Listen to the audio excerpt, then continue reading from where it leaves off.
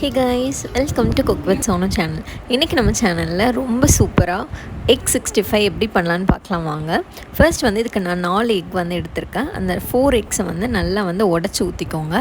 இது வந்து நம்ம நல்லா பீட் பண்ண போகிறோம். இதில் வந்து நான் கொஞ்சமாக வந்து ஒரு 1 டேபிள் ஸ்பூன் வந்து பெப்பரும், இந்த முட்டைக்கு வந்து தேவையான அளவு சால்ட்டும் நான் ஆட் பண்ணியிருக்கேன். இதை வந்து நல்லா வந்து விஸ்க் வச்சு நல்லா பீட் பண்ணிக்கோங்க. இதுக்கப்புறமா ஒரு டிஃபன் பாக்ஸ் வந்து நல்லா வந்து ஆயில் வச்சு க்ரீஸ் பண்ணிக்கோங்க. அதுக்கப்புறம் நம்ம பீட் பண்ணி வச்சுருக்க எக் வந்து இதில் ஊற்றிட்டு ஒரு பேனில் கொஞ்சமாக இந்த அளவுக்கு வந்து வாட்டர் லெவல் வந்து பார்த்துக்கோங்க. ஏன்னா இதுக்கு மேலே வந்து நம்ம டிஃபன் பாக்ஸ் வைக்கும்போது ரொம்ப மேலே தண்ணி பொங்கி வந்துடும். ஸோ அதுக்கேற்ற மாதிரி வாட்டர் வந்து வச்சுக்கோங்க.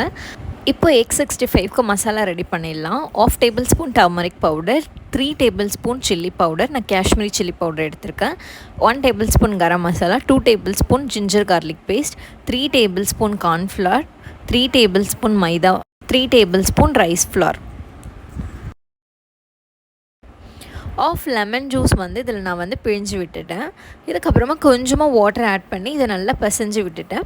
அவ்வளோதான், எக் 65 மசாலா வந்து சூப்பராக ரெடி ஆகிடுச்சு.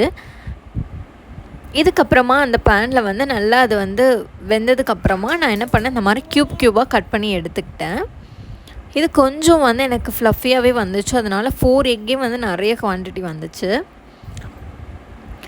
இதுக்கப்புறம் இதை ஒன்று ஒன்றா வந்து போட்டு நம்ம இதை நல்லா வந்து ஓவர் கோட் பண்ணி மேரினேட் பண்ணிடலாம். கரெக்டாக ஒரு 1/2 hour to 1 hour வந்து மேரினேட் பண்ணிங்கன்னா அதனோட எசன்ஸ் எல்லாமே நல்லா வந்து ஊறி இருக்கும். ஸோ அதனால் நீங்கள் சாப்பிடும்போது டேஸ்ட் ரொம்ப வேறு லெவலில் இருக்கும்.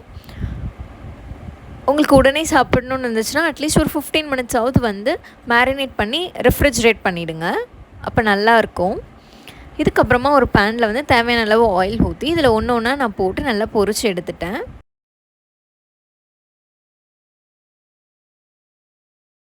வந்து உங்களுக்கு க்யூபாக வராததெல்லாம் கூட நீங்கள் நல்லா வந்து ஒரு ரவுண்ட் ஷேப்பில் வந்து அந்த மாவு வந்து நம்ம மைதா கார்ன்ஃப்ளவர்லாம் இதில் ஆட் பண்ணியிருக்கலாம். ஸோ அதனால் பைண்டிங்க்கு வந்து அது ரொம்ப ஹெல்ப்ஃபுல்லாக இருக்கும். கொஞ்சம் கிறிஸ்பியாகவும் வரும். ஸோ அதனால் இது எல்லாமே நீங்கள் நல்லா வந்து ஒரு ரவுண்ட் ஷேப்பில் உருட்டிட்டு கூட நீங்கள் இதில் போட்டிங்கன்னா சூப்பராக இருந்துச்சு அந்த டேஸ்ட்டும். சில இதெல்லாம் நான் வராததுலாம் அந்த மாதிரி ரவுண்ட் ஷேப்பில் உருட்டிட்டு எடுத்துட்டேன். அவ்வளோதான், சூப்பரான எக் 65 ரெடி. கண்டிப்பாக ட்ரை பண்ணி பாருங்கள். Subscribe to my channel.